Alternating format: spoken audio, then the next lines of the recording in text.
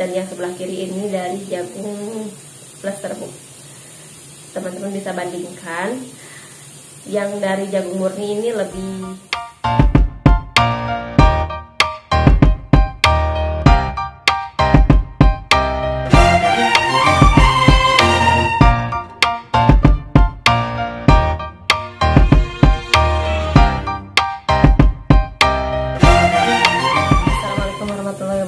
kembali lagi bersama saya di channel MMAhtub. Kali ini saya akan sharing tentang bibit media serbuk plus jagung dan media jagung murni. Oke, pertama-tama saya akan bahas dari F1-nya dulu. Ini F1-nya ada F1 serbuk jagung dan juga F1 jagung murni. Jadi dari kedua media ini sama-sama ada kekurangan dan kelebihannya masing-masing. Yang pertama kita bahas dulu yang jagung murni. Kalau misalnya perebusan pertamanya kurang matang ataupun terlalu matang, ini kurang baik juga. Kalau misalnya kurang matang biasanya miseliumnya tipis, dan kalau misalnya terlalu matang biasanya nanti kalau misalnya mau diturunkan jagungnya terlalu empuk kalau misalnya terlalu matang. Nah, dan hati-hati juga kalau misalnya membuat bibit media jagung murni ini di penyetimannya ini harus benar-benar stabil. Kalau misalnya waktu penyetimannya tekanannya turun naik,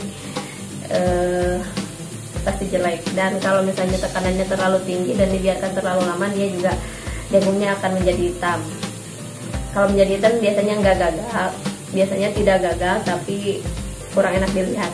Dan kalau penyetimannya kurang, tekanannya rendah, jagungnya kurang steril. Jadi meskipun warnanya tidak berubah tapi kurang steril, miseliumnya tidak mau turun,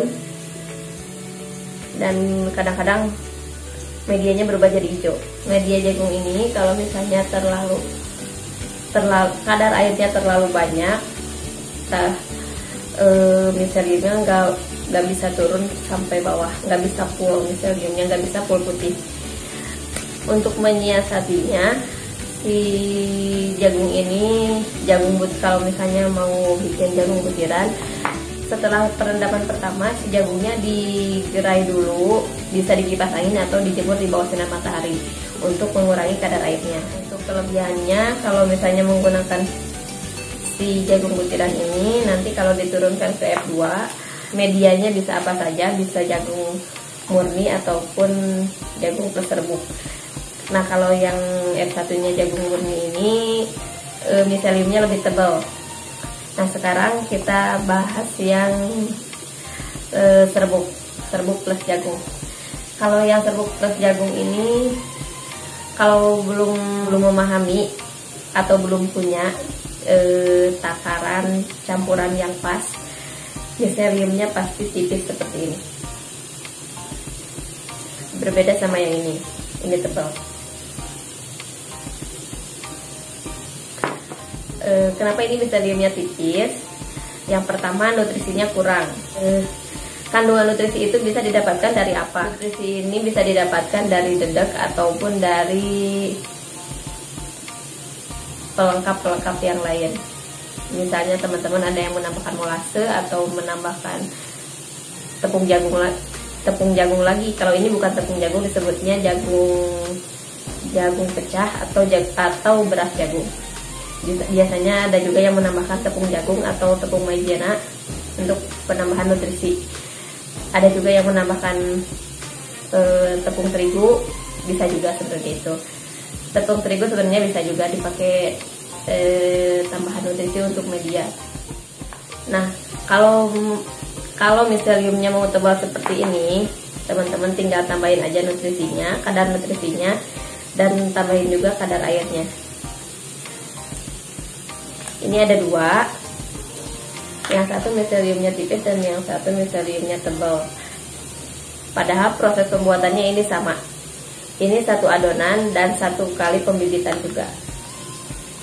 Kenapa miseliumnya berbeda? Karena pencampurannya yang kurang rata. Yang ini kenapa tebal? Karena yang ini kadar airnya lebih banyak. Dan medianya di botolnya lebih padat. Kalau yang ini kadar airnya kurang, jadi medianya kering dan kurang padat juga.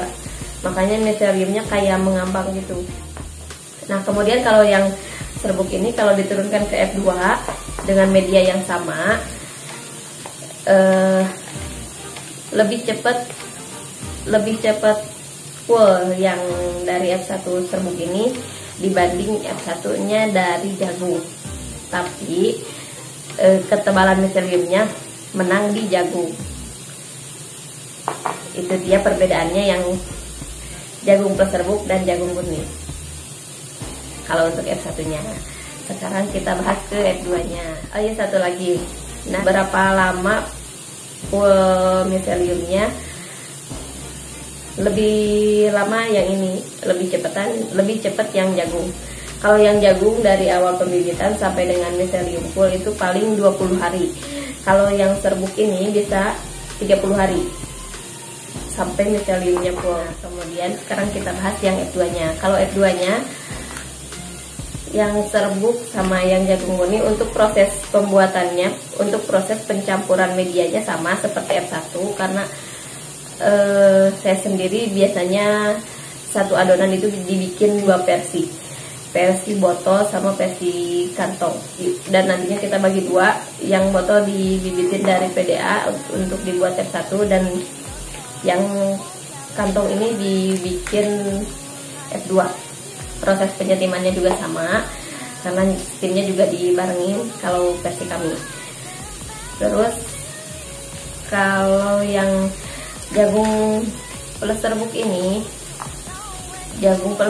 ini meskipun dikasih bibit dari serbuk ataupun dari jagung, fullnya agak lumayan lama daripada yang jagung murni. Kalau yang jagung murni ini biasanya kalau kemasan plastiknya seperti ini, biasanya ini 1 minggu udah full. Sedangkan kalau yang ini harus tunggu 10 harian untuk full, baru bisa digunakan. Nah itu dia perbedaannya yang ini sama yang ini. Kemudian untuk diturunkan ke backlognya, kalau yang serbuk ini keunggulannya bisa satu malam itu permukaan bisa langsung putih, karena mungkin kalau yang serbuk karena butiran-butirannya agak halus jadi lebih menyebar ke permukaan backlognya. Berbeda dengan yang jagung, kalau yang jagung butiran-butirannya kepisah, jadi untuk menyatunya itu, untuk nyambung semuanya itu agak lama, harus butuh beberapa hari.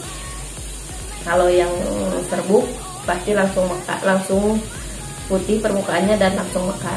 Itu ketebalan miselium di backlog sama, yang jagung sama yang serbuk sama, itu tergantung media di backlognya juga. Cuman untuk pertamanya kalau yang jagung lebih tebal, tapi itu pertamanya saja, pertama mekarnya. Setelah turun miseliumnya sekitar 1 sentian sampai bawah itu sama, dan fullnya juga sama kalau diturunkan ke media yang sama, fullnya bareng. Tapi tumbuh jamurnya lebih cepat yang jagung murni. Ini kira-kira beda 5 harian sama yang jagung serbuk. Kemudian untuk hasil jamurnya juga teman-teman bisa lihat sendiri. Ini ada contohnya.